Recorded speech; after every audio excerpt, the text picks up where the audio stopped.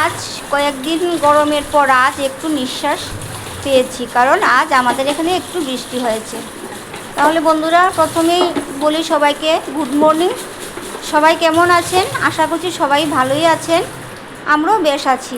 তো ঘুমের থেকে উঠে চলে এলাম, তারপর বাসনপত্রগুলি ধুয়ে নিলাম, ধুয়ে তারপর স্নানে চলে গেলাম। সকাল সকাল স্নান সেরে আসলাম, এসে একটু স্কিন কেয়ার করলাম, করে সিঁদুর পরলাম। বউদের সকালে স্নান সেরে আগে সিঁদুর পরতে হয়। তারপর সিঁদুর পরে চলে গেলাম ঠাকুর ঘরে গিয়ে ঠাকুরকে জাগিয়ে তুললাম। তারপর ঠাকুর ঘরের বাসন কুসন ধুয়ে নিলাম, তারপর ঠাকুর ঘর ঝাড় দিলাম, ঠাকুর ঘর মুছলাম। তারপর চলে গেলাম ঠাকুরের জন্য ফুল তুলতে। তারপর ঠাকুরের জন্য আমাদের বাড়িতে অনেক রকম ফুল আছে, ফুল তুললাম।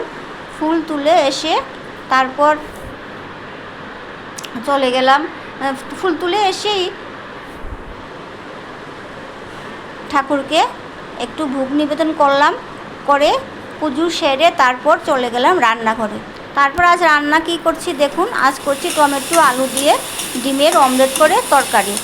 তারপর প্রথমে টমেটো আলুকে কেটে নিলাম, তারপর পেঁয়াজ, রসুন, আদা, মরিচ সবগুলোকে পেস্ট করে নিলাম।